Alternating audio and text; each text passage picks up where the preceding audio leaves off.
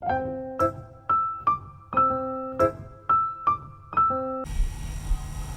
budaya, saya Rufina dari kelas 1B1O, dan pada video kali ini saya akan menjelaskan tentang ringkasan yang telah saya buat mengenai karma dan kaitannya terhadap kelahiran kembali dari dua video yang telah saya simak yang dibuat oleh Biku Utamo serta almarhum Bapak Cornelis Wahwar.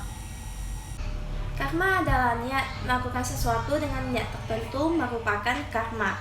Baik itu niat baik ataupun niat yang buruk, itu akan tentunya membuahkan yang namanya hasil karma. Jika seseorang melakukan karma baik, tentunya yang akan dia terima juga berupa buah karma yang baik. Begitu juga dengan sebaliknya. Jika seseorang melakukan karma buruk, maka akan timbullah buah karma yang buruk. Karma dapat dilakukan melalui ucapan, perbuatan, dan juga pikiran. Banyak orang yang menganggap bahwa karma itu adalah nasib atau takdir. Tapi sebenarnya karma itu adalah hasil dari perbuatan kita sendiri selama ini. Sedangkan kaunasi atau takdir itu sudah ditentukan sebelum lahir oleh karma kita yang telah kita lakukan pada masa lampau.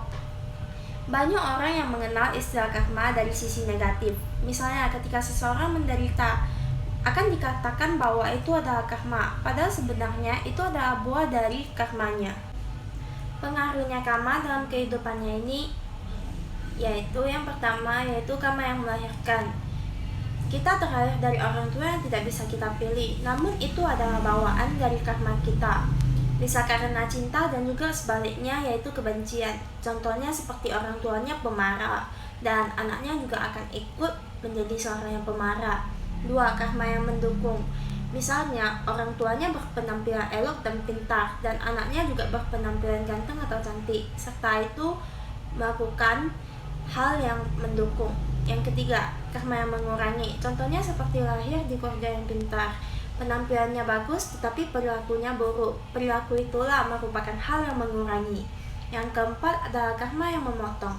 Misalnya pada dulunya seseorang itu berbahagia, tapi karena sering melakukan perbuatan buruk di hidupnya, ia menjadi menderita.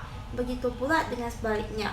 Jika kita melakukan karma baik, maka akan menghasilkan buah karma yang bermanfaat bagi kita. Namun jika kita melakukan karma buruk, maka kita akan menjadi lebih menderita. Kita dapat merubah jalan hidup kita dengan memperoleh karma dan berpikir positif setiap saat, dengan berpikir terlebih dahulu sebelum melakukan suatu tindakan atau karma.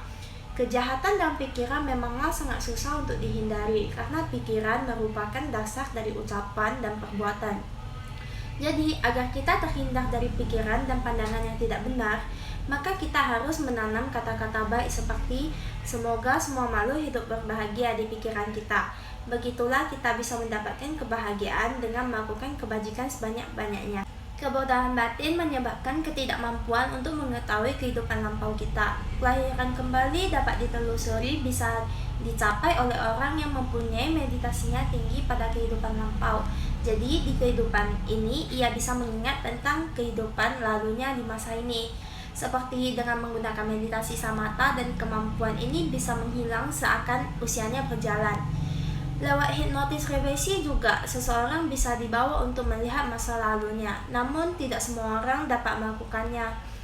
Karma dan kelahiran kembali memiliki hubungan sebab akibat yang erat. Jika ingin di kehidupan selanjutnya terlahir dengan hasil karma yang baik, maka kita harus mempraktikkan karma baik pada kehidupan pada masa ini. Hukum dhamma itu berlaku sepanjang masa. Kebodohan batin menyebabkan kita tidak dapat mengerti dengan kebenaran.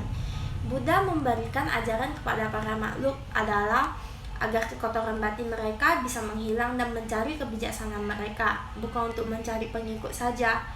Jangan percaya sesuatu hanya karena kabar, anggapan, dan penampilan belaka saja, ataupun tradisi, ataupun kitab suci.